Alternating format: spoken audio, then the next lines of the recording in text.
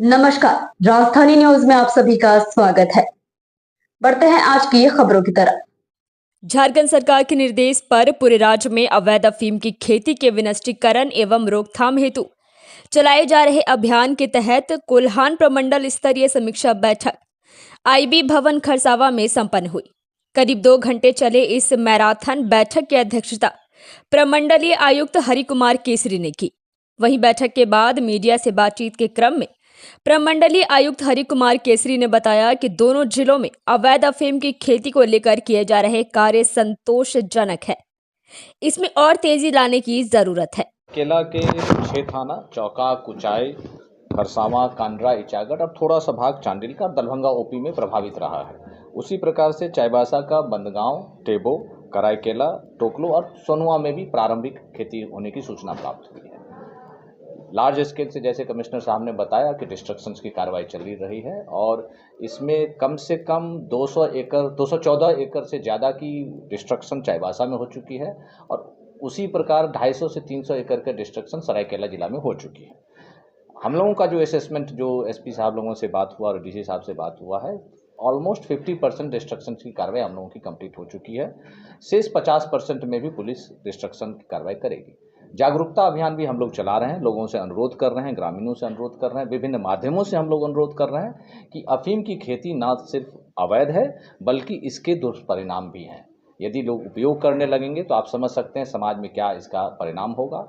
कई जगह ये स्टडी में भी पाया गया है कि इससे child bearing capacity of women, महिला की चाइल्ड बियरिंग कैपेसिटी में कमी आ जाती है। इसके अतिरिक्त भी जो मोर्टालिटी रेट है, मृत्यु की दर है, वो भी ऐसी जगहों पर जहाँ पर इस प्रकार की खेती होती है वहाँ कम हो, मतलब ज़्यादा होने की संभावना पाई गई है। हम लोगों ने विभिन्न प्रकार से लोगों को अनुरोध किया है, विभिन्न माध्यमों से अनुरोध किया है। उसके बावजूद भी यदि लोग अफीम की खेती करेंगे तो उन पर कार्रवाई होगी और इस पर एफआईआर दर्ज हो रहे हैं। चाईबासा में करीब 10 एफआईआर हो चुके हैं, सरायकेला में 13 एफआईआर हो चुके हैं। 13 एफआईआर में कई जगहों कई लोगों के विरुद्ध में एफआईआर हो रही है।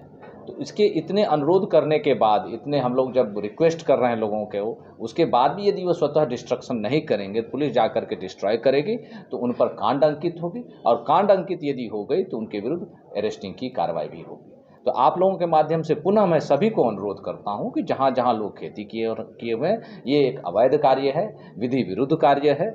आप सभी लोग अपना विनष्टकरण खुद ही कर लें। कई ग्रामीण ऐसे आ गए हैं, कई जगहों पर हुआ है, कई गाँव में हुआ है कि लोगों ने स्वयं बैठक करके इसको विनष्ट किया है। तो पुनः उन सभी को मैं साधुवाद देता हूं, धन्यवाद देता हूं। बाकी को मैं अनुरोध करूंगा कि स्वतः विनष्ट कर लें। यदि पुलिस विनष्टीकरण के लिए जाएगी तो एफआईआर दर्ज होगा, उनके विरुद्ध वैधानिक कार्रवाई होगी। और अभी हमने जैसे पता चला है कि आज ही 10 साल की सजा हुई है। कल एक न्यायालय, सरायकेला न्यायालय में एक व्यक्ति जो पकड़ाया था उसको 10 साल की सजा है और अधिकतम इसमें 20 साल तक की सजा है। तो कोई भी व्यक्ति अभी कुछ छोटे मोटे फायदे के लिए यदि खेती कर रहे हैं और उनका पूरा परिवार बर्बाद हो जाएगा, 20 वर्ष तक जेल जाना पड़ेगा। इससे हम सभी को अनुरोध करते हैं कि इस प्रकार की अवैध कार्य, विधि विरुद्ध कार्य में संलिप्त ना हो। अल्टरनेटिव खेती पर बल दिया जा रहा है। डीसी साहब लोगों ने बताया, कमिश्नर साहब ने भी जैसे आपको बताया कि अल्टरनेटिव खेती को प्रमोट किया जा रहा है, बीज बांटा जा रहा है, उसको करें। और इस प्रकार से क्षणिक लाभ के लिए ये इस तरह का अवैध कार्य में कोई संलिप्त ना हो, ये मेरा सभी से अनुरोध होगा।